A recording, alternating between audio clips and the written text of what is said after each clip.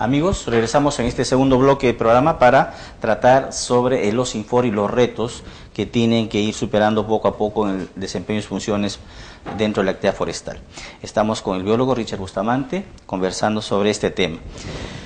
Richard, hay un tema que es bastante preocupante y es la supervisión de las concesiones forestales, que es el tema que todavía está en debate, no tanto en debate, pero es el corazón de OSINFOR, en tanto todavía sigue desempeñándose en los otros campos que les ha asignado la ley.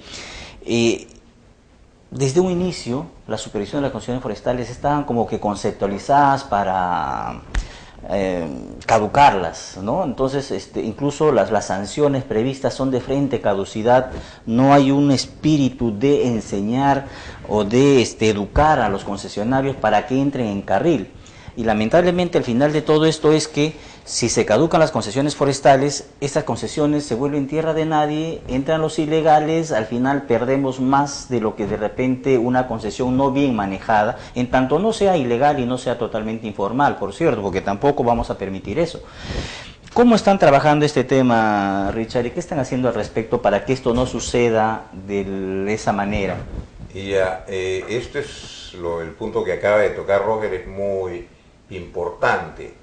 Y es importante porque hay un dicho muy popular: más cuesta la lavada que la camisa. Entonces, así es, eso es declarar cierto, en caducidad yo creo que es peor que la caducidad misma, porque al momento de ser caducada la concesión, todo el mundo se mete y todos pierden. Bien, pero desde que asumimos la gestión en junio de este año lo hemos señalado, OSINFOR, si bien es cierto tenemos que cumplir con los encargos que la ley nos faculta, eso de ninguna manera significa que nos vean a nosotros como la policía forestal o la policía de OSINFOR, que va a perseguir a los concesionarios y los va a castigar.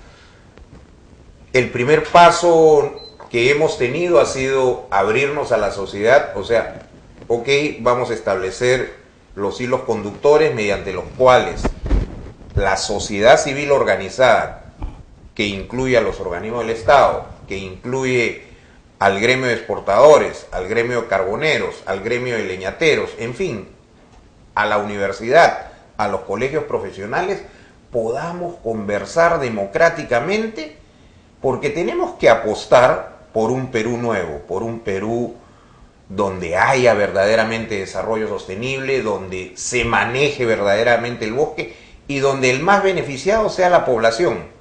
Y esto también incluye, y valga la redundancia, el factor inclusivo, es decir, incluir a las comunidades nativas. ¿Cómo no incluirlas si ellos por años nos han enseñado cómo se manejan apropiadamente los bosques? En ese sentido, obviamente, nuestra misión primero es establecer ese nexo un poco cortado que había entre el Estado y los sectores representativos. El segundo momento es de informarles cuáles son nuestras reglas de juego y cuáles son los mandatos que tenemos por ley.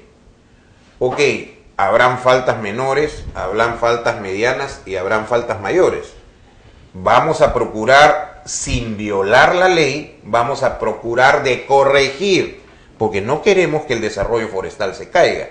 Nuestro presidente de la República apunta para que cada vez haya mayor inversión y que esa inversión, como que es cierto, va a generar dinamización de la economía y consecuentemente, sin querer queriendo, va a combatir la lucha contra la pobreza, al haber más trabajo, al haber más puestos de trabajo, al haber movimiento de la economía.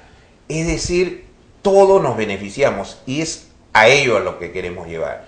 Por cierto que en algunos casos no nos va a temblar la mano si tenemos que sancionar a alguien, pero ese no es nuestro fin inmediato. Me parece interesante eso, toda vez que todavía continuamos en un proceso, aun cuando para muchos colegas y de repente algunas personas digan, no, este proceso ya culminó. Hemos cambiado con la 27308 hace 5 o 6 años, ¿no? Toda una cultura ancestral de aprovechamiento del bosque. Y en realidad no era un aprovechamiento, era un usufructo y una explotación. Toda vez que terminaba la madera en una determinada área, me iba otra, itinerantemente, descremando el bosque. ¿no? Y los contratos de 1000 hectáreas se prestaron muchísimo para eso. Pero esa mentalidad de años en gente adulta, en gente ya acostumbrada a un modus vivendi y en muchas partes de la selva en donde no había ley, no hay presencia del Estado, inclusive ahora en muchas partes de ella en donde las reglas de juego no están claras, ¿no? Y impera la ley de la selva. Es importante tener en cuenta que estamos en un proceso y que la gente tiene que aprender. No olvidemos que las concesiones forestales fueron dadas bajo un momento especial, fue un tema social, la dación de estas concesiones forestales, toda vez que todos eran pequeños empresarios forestales, no había ni medianos ni mayores. Por eso es que hasta ahora no tenemos las subastas, porque eran para concesiones más grandes, ¿no? Pero es interesante lo que estás planteando y ojalá que sirva de tranquilidad para muchos concesionarios que están viendo, oye, los informes viene, me supervisa y se me cerró la concesión, porque muchas veces el concesionario no tiene la culpa. El plan de manejo lo hacemos los forestales, él firma la carta de presentación y los compromisos los asume. Pero en fin, cosas que iremos conversando y iremos tratando de solucionar en el futuro. Estas auditorías quinquenales están por iniciarse, ¿no? De acuerdo a lo que manda la ley. Está previsto, o está previsto desde su inicio, que Osinfor iba a tercerizar estas supervisiones. ¿Cómo están planteado ahora en el esquema que estás manejando? ¿Lo va a hacer Osinfor propiamente? ¿Lo va a tercerizar? ¿Se ha iniciado la apertura de la inscripción de las empresas que van a hacer esa tercerización? ¿O está próximo a salir? ¿Cómo está este tema? Es un buen punto. Tenemos todavía un pequeño vacío. En estos momentos está para entrar al próximo Consejo de Ministros del miércoles próximo la aprobación del reglamento del decreto legislativo 1085, es decir, la ley de creación de Osinfor. A través de este reglamento vamos también a tercerizar los trabajos de auditoría quinquenal. Esto no significa que Osinfor no pueda hacerlos, los va a hacer, pero tenemos limitaciones, como ya lo señalé minutos antes. La gran limitación es que no contamos con muchos profesionales para que nos puedan apoyar en este trabajo. Entonces vamos a tener que valernos de grandes empresas, grandes consorcios que puedan apuntar a esto. Es decir, va a ser una supervisión de auditorías quinquenales mixtas, es decir, hechas por Osinfor mismo, pero también hechas por terceros, porque de lo contrario no podemos, nuestro territorio es muy extenso, no mal haríamos en decir sí vamos a hacerlas y no las hacemos. Preferimos en este caso tercerizar para poder facilitar y agilizar procesos. Pero creo que también es importante que al término de estas auditorías quinquenales, por lo menos digamos al tercer mes, se pueda hacer un receso para que la sociedad civil, los organismos del Estado y principalmente la autoridad forestal nos sentemos a la mesa. Y cuando digo la autoridad forestal no me estoy refiriendo a Osinfor, obviamente, me estoy refiriendo a la Dirección General Forestal y de Fauna, podamos sentarnos a la mesa y ver qué hemos aprendido a lo largo de estos 8 o 9 años de manejo forestal. Esto es importantísimo. Creo que este es el paso previo para poder volver a concesionar nuevas áreas.